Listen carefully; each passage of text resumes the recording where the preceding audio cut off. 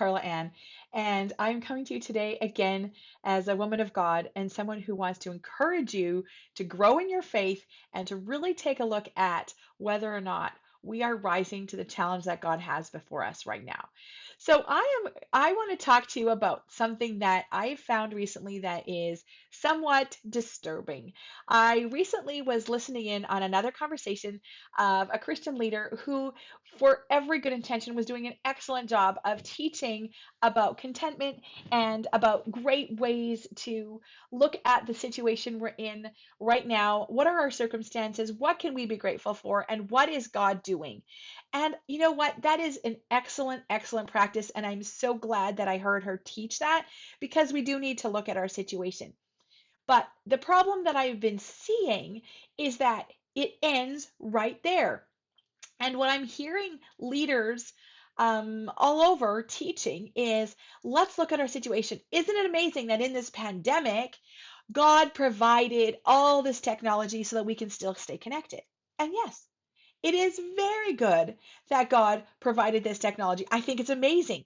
And just to think that God had all of this planned a long time ago so it would be ready for this time, that's excellent.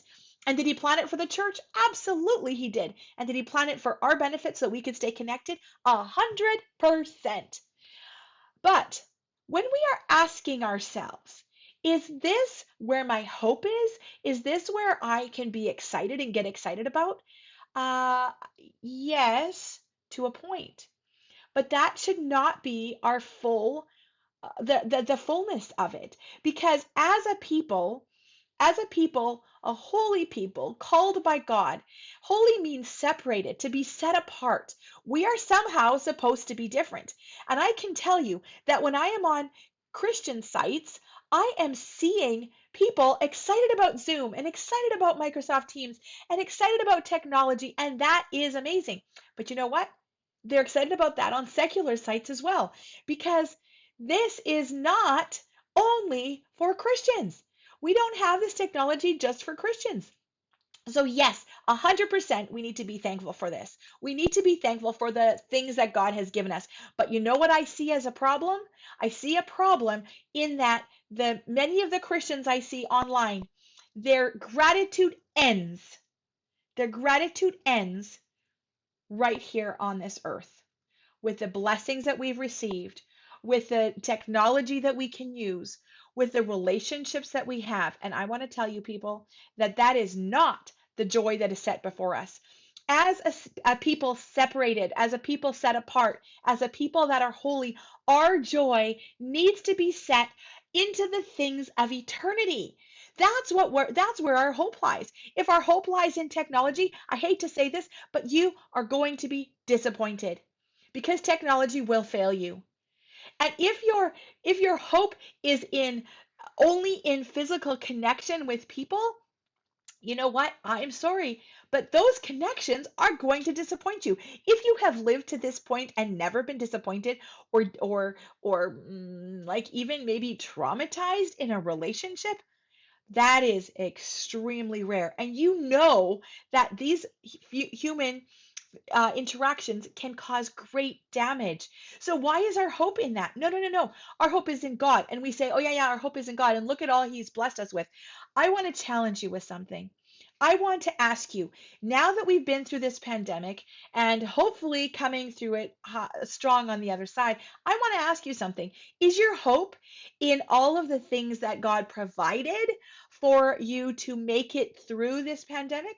Or is your hope truly in the things to come, the eternity that he's promised us? I can tell you for a fact that when Jesus was getting ready for the cross and when he was saying, yet for the joy set before me, he was not thinking about Zoom. He was not thinking about another dinner. He was not thinking about anything on planet Earth.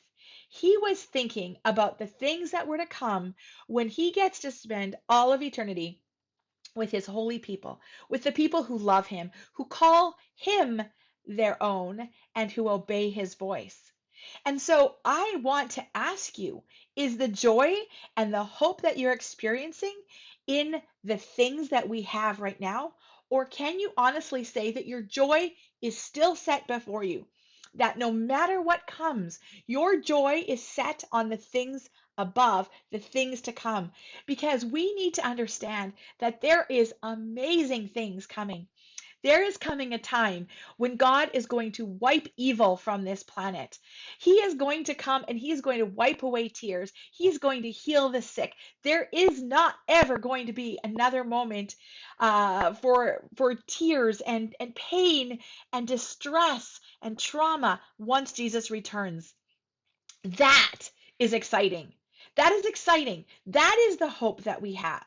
That means we will never again be in isolation. We will never again have a time where we cannot be connected with people relationally.